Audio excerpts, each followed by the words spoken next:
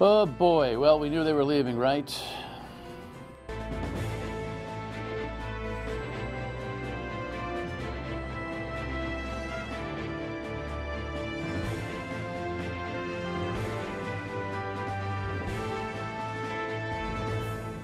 The Dan Yorke State of Mind program is brought to you in part by Lookout Rhode Island and Takeo Comfort Solutions. I'm actually pleased that we have Alan Rosenberg in tonight because he had been scheduled for a few days, in fact, prior to the news coming down on the Paw Sox on Friday. And we have a meaty conversation to have on media, the president, the issues of fake news and all that kind of stuff, which is the premise for our invitation to him and his acceptance of such. And he and I always have great media conversations, so I'm looking forward to that. But I do want to get his take on the news of the Paw Sox. Now, let me tell you, if you want big news to happen around here, just send me on vacation. I can mark for the last 15 years, almost 20 years. Now, I've been here in Rhode Island. It'll be 19 years on the radio in November. We'll mark the 5th anniversary of this show coming up on September 9th. But my wife and I laugh like heck. I can mark probably a dozen major things that I would have been frothing at the mouth in real time to speak about with you, either on television or on radio, only to be on vacation. Although I did hit a couple of big races at Saratoga, so I mean, it's not the end of the world, okay?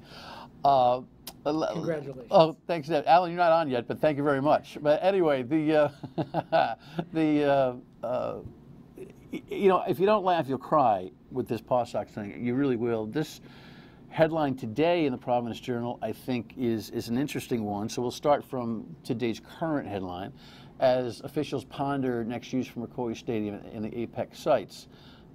Look, it's going to be really interesting to me to see what the political community is going to do to make up for this screw-up. I'm already reading folks like Lieutenant Governor Dan McKee talking about, well, take the $23 million. He may not have used the number, but I think it was attributed to him that he used the number. The $23 million that the state was going to put into this deal, and just make sure that you reserve that for resources for Pawtucket's economic growth. Well, easier said than done. And by the way, the $23 million that was going to go into the Paw Sox deal had a revolving cash, flow. I'm thinking that what's going to happen here is that you can kiss Pawtucket's rear end goodbye, because there is no political leadership out of the Blackstone Valley that has any juice for the State House, at least not now in this election cycle. All of the wealth of Rhode Island is moving from north to south, as if it's that big a deal, but it's 50 miles long and 35 miles wide, and we're so provincial now that the wealth of this state is moving souther. And there's no real plan that Pawtucket has other than to develop the Slater Mill area, but the punch seems to be gone. Poor Don Grebian is going to have to lift himself back up, the mayor is going to have to lift himself back off the ground and figure out a way to save his city. Larry Lucchino, the managing partner for the Paw Sox, expressed the real sentiment on Friday. If my mother were still alive, this is the advice she would give me. Larry, why don't you take your team where it's wanted, where they really very much support you and want to have this ballpark done? Go where you're wanted, not where there's controversy and disagreement and opposition. Your mom's always right? Well, I understand. That is their real sentiment. They were disgusted. The ownership group was disgusted with the politics of the state. And there were some complications, no doubt. But I will tell you, there's a sentiment that's been kind of brewing over the last couple of days from the Paw Sox management that, well, the story's not yet written. Dr. Steinberg said so on the radio on WPRO today. He's the president of the Paw Sox organization. He's like right under Larry. This notion that the Blackstone Valley is wide and that Worcester is on this end of it and Pawtucket's on this end of it, so there ought to be some synergies. That's a bunch of malarkey, okay? That's complete horse manure. Do not think about it in that sense that, listen, the challenge that the Paw Sox have had here, and I understand why they went, and I don't blame them, but they got 2 years where they're going to take the hit of their lives because McCoy is going to be a ghost town. And they're trying to save that. And it's not salvageable. And don't think for a second that they're going to waive their regionalization exclusivity to put a single or double A team here. First of all, we don't have a stadium that would suffice for it, number one. And number two, there's no way in God's green earth, God's green earth, the citizens, the people of Worcester and the governor are going to sit by idly and watch their wholly large investment be challenged that way. Anyway, editorial in Providence Journal today is worth reading. I think that Ed Acorn, who writes that editorial, got it all right. Although he kind of, the sentiment was that the Paw Sox left us at the altar. I don't know. If the marriage is destined to be busted, I'm not so sure that you actually consummate what happens at the altar. Welcome, Mr. Rosenberg. It is good to see you. Good to see you, Dan. Excuse me for that lengthy discussion on the Paw Sox, but Big news. I'm just wondering what your take is, as the guy who runs the entire repertorial editorial on the all the content that is newsworthy to print is under your domain. What's your take? Well, so the editorials are the work of the editorial board. Right. So that's not your work. That's not right. Exactly. But everything that's reported news is your thing. I think it's seems clear that the deal breaker was the change in the deal between the state and the Paw Sox when Speaker Mattiello came in, and for better or for worse, rewrote that deal. I know there are some people who are thankful that he put in protections that will save the state from taking a bath, in their opinion. And there are others who think that that was the death knell for something that could and should have been saved. Yeah, in their opinion, I'm glad you put the caveat in, because I never thought that it saved the state anything. Because if the Pawtucket Redevelopment Authority went belly up as the sole financier of that project, they'd come right back to the state anyway. If they couldn't even finance a gas station, they'd come right back to the state anyway. So who was kidding who? Although I got to give you a little bit of here was your headline when they passed the House version in the summertime. Rhode Island ready to play ball. This is one of those classic situations where a newspaper's headline and the actual content of the story may not match up. The story was well written, but that headline drove me crazy because I thought that deal stunk so bad, didn't have a chance of heck to actually be passed. I don't know. I don't want to call it a major mistake or anything, but do you feel like you'd like to have that headline back from June time? Because I guess we're not ready to play ball. Well, that was as ready as Rhode Island was going to get. Remember that at the time, the question was, would Rhode Island and could Rhode Island pass any deal at all? The Senate passed a deal in January. The governor kind of stood back a little bit. It's not one of my signature issues, but I'm in favor of it, but I'm not going to supply any political capital, but if it should pass, I'd be glad to sign it. And then the ball was in the House's court for 5 months. So there was a real question whether anything would ever emerge from the General Assembly. True. And this finally emerged, and this was Rhode Island's signal that this is what we've got for you, Paw Sox, and we hope it's good enough. Any thoughts about where the city of Pawtucket goes from here? It's a tough situation right now in Pawtucket. They've lost the GAM Theater. The Memorial Hospital has closed. Hasbro might have one foot out the door. I think their mayor is pretty dynamic from what I can see, and is working hard to do whatever he can do. But the next play isn't obvious. No. And it'll be really interesting to see, and I hope that you guys put your own repertorial pressure on state government in this election season to see what hole is thought to be filled in the city of Pawtucket. I think this becomes a gubernatorial issue. And I don't know that any of these statewide candidates actually think that Pawtucket has the voter juice to nurture in terms of where the whole vote count is going to come. I mean, the Blackstone Valley is bifurcated. Towns like Lincoln and Cumberland are now really suburban cities to Boston. They've got their own economy. Woonsocket's living its own difficulty. The city of Pawtucket looms not as a real political player in this election, so it'd be a shame to see that city go under, but it's close. Well, I don't know that it's close to going under. I don't know that we've seen any figures to suggest if you're talking about bankruptcy or something like that. Every city in this state right now has an OPEB problem that is significant. That is the post-appointment benefit problem. Every city in this state's got a pension issue. And I think if the cultural hit with Pawtucket is long-term, I don't know where the investment's going to come. That's what I mean by going under. I don't think they're going to fall down and go boom right away. And Grabian's done a good job trying to keep the budget sharp over there. Anyway, we'll follow the Journal's reporting on this, of course, as we go. But the main thrust of the conversation is about fake news and the press fighting back a little bit in unison. When we come back, we'll dig into that. Stay with us.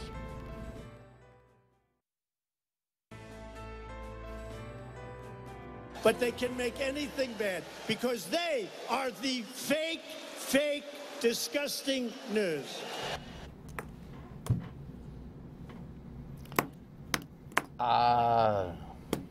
You guys finally said it, you know, on the newspaper side, collectively said, all right, we're going to step up. And so, what, 300 some odd newspapers? 411, I think, 411. by final count. Here's a headline that the Boston Globe's reporting on the idea that there were all those headlines on press editorials and content. What was the genesis of that? It was the Globe that initially sent out a message. We received it through the New England News and Press Association, saying these comments about the enemy of the people are really dangerous. And we ought to speak out as a group. Now, the Journal had already written an editorial the previous week, right, addressing there this very point. Yep. And so we discussed whether we wanted to write a second editorial, whether we wanted to join this group effort, because we knew, I think, that this would possibly lead the president to charge collusion among the media, which he did. And yet it seemed important to say it again in defense of ourselves, in defense of the freedom of the press, and as a statement against this really dangerous notion that if you disagree with the powers that be, you're not just expressing a disagreement. If you are the enemy, and not the enemy of the president, which I don't think is true when we hold the president accountable for what he says and what he does, but the enemy of the people. So this is a phrase that has been used around the world for decades to tar people and to set them up for very, very difficult and dangerous situations. People disappear. People are arrested. People end up dead when they are labeled the enemy of the people. That hasn't happened here, and I'm not saying that the president has that in mind, but it doesn't take a lot to think that in this day and age there are a number of imbalanced people out there who might do it. I'm not sure the president has the scope to understand the impact his words could have in the direction that you're speaking. I just don't think he gives it very much thought.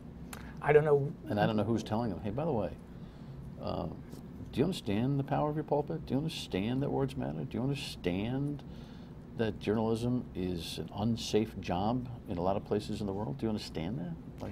I wouldn't presume to try to speculate what he knows, what he doesn't know. All I know is what he says and what he does. And that's what we were responding to, is this dangerous rhetoric that has been used around the world to get people ginned up to take action and get people ready to go and take on the enemy of the people, whoever that is, and take them out. So you think the motivation for the collective response by the newspaper press, I mean, and echoed by the electronic press, no doubt about that, and the digital press, I'm sure, is the safety issue, or are you arguing as hard about the integrity of the work? You know, there are hundreds of publications who took part in this, and despite what somebody might think who says there's collusion, every one of them has different language, every one of them has different thoughts. I know that some were very concerned about the fake news idea, which is important, this idea that the press is making up, whenever there's news that isn't favorable to the president, it's being made up. That's important too. There were some who wanted to point out that we are not the enemy of the people. We are among the people. You know, people who work for the Providence Journal are people who send their kids to school, people who take their kids to camp in the morning, people who go out to dinner, people who are just like anybody else, and this notion that somehow we're set apart is false. And so some people, some editorials focused on that. We're not the enemy of the people, we're among the people.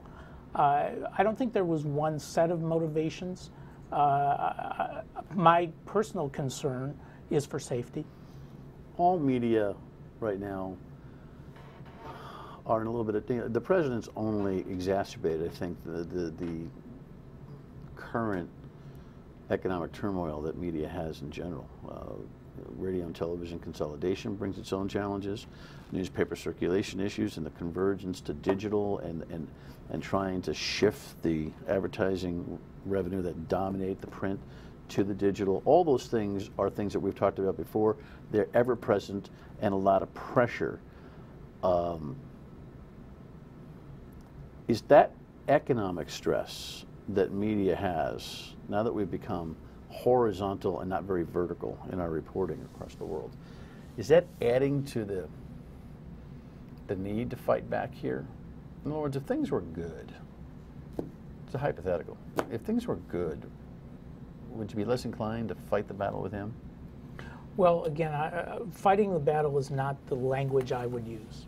I would say we're defending ourselves, and I don't think it's economics. We have seen the president put tariffs on newsprint and hike the cost of newsprint, which is our second biggest expense after the people who work at the paper. But I don't think this is about economics. I think this is about a climate of fierce opposition from the president to the people who cover him. And you only have to look at his rallies, where he points out at a veterans group, and you would think that veterans would be among the more patriotic people. They are very patriotic. That's why they signed up for a volunteer army.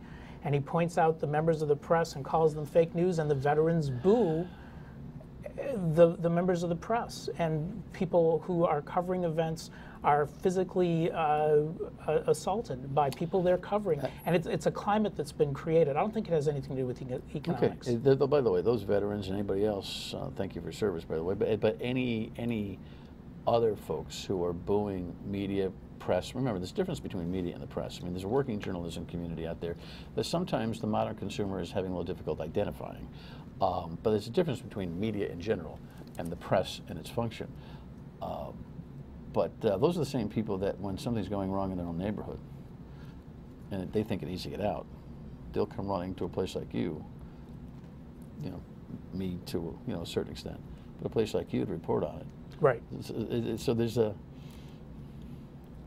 psychological double-edged sword thing going on here right now. There's, I think, as you say, a sense that all media are the same thing. And people watch 24-hour cable news where people have to talk about something, and they talk and talk and talk and say the same things and bring in experts who speculate about the news. And people view that and they say that's the media. And what we're doing is going out and reporting stories and finding facts and editing them and vetting them and making sure they're true. And it's a completely different process. But people lump that all together. You finding any difficulty on a local level with this fake news momentum thing where people question your credibility on the work that you would just be doing here? Or is it a complete dichotomy between that which we're battling in Washington, internationally, and what happens, here? I find it somewhat among our readers, but not about the things generally that we are covering in Rhode Island. I think people understand that what we're covering in Rhode Island is very fact-based, and they can see for themselves that this is what Speaker Mattiello said, or this is what the Paw Sox did.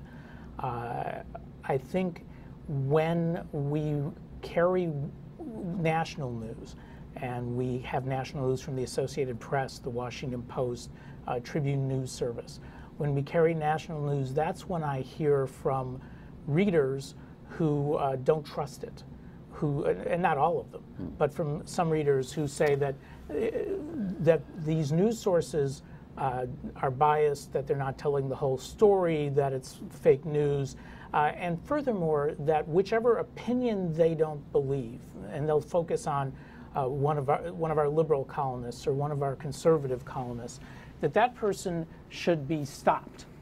We should drop that person. They don't want to hear that person's point of view. Now, when I was a kid, and I was growing up reading newspapers, I would read a newspaper that had George Will, very conservative columnist, and Gary Wills, very liberal, and I read them both, and people did. But now people don't want to see the one that they don't agree with. It is amazing how the open-mindedness culture has shrunk. It's not good. I was talking to a journalist who I respect last week, who was worried about what the newspapers did. We'll talk about that for a couple minutes when we come back.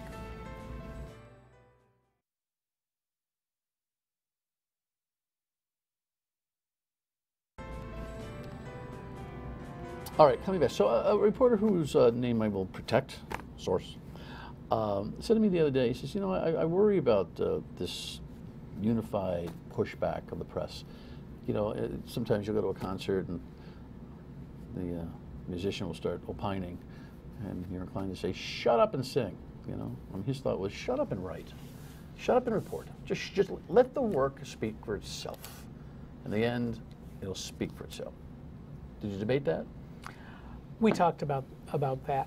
I think the difficulty there is that you have a president who keeps on coming with this kind of dangerous rhetoric. And for the last 2 years plus, that's exactly what we've been doing. We've let the work speak for itself, and the rhetoric has only escalated. Do you worry, I only have a minute, do you worry that this legitimate pushback, I have no quarrel with, in fact, I understand exactly why the national press did this. You really have to check yourself at the door, though, to achieve the goal of objectivity. I think it's a goal rather than a stipulate. It's a goal of objectivity. When you're so bothered by his behavior, right? That's so the blinders on sometimes. I think our feelings and opinions about our interactions with the president are separate from our coverage of what he does and says. And I think we very much are able to separate what happened in Washington today to our concerns about his actions regarding us. Of course, the blend of reporting, commentary, analysis, and then the electronic version of the talk about confuses the consumer, I think, sometimes. And we all get lumped in. That's true. Less love. I think when people are concerned about whether we're being fair, watch what we report. Watch what we put on the front page and how it's written. Don't bring your views to the door. Bring an eye to what are we actually reporting and writing. Thanks for coming. Always great. Thank Alan you. Rosenberg. He's the boss of the paper, all the stuff that gets reported. Final thought when I come back to this.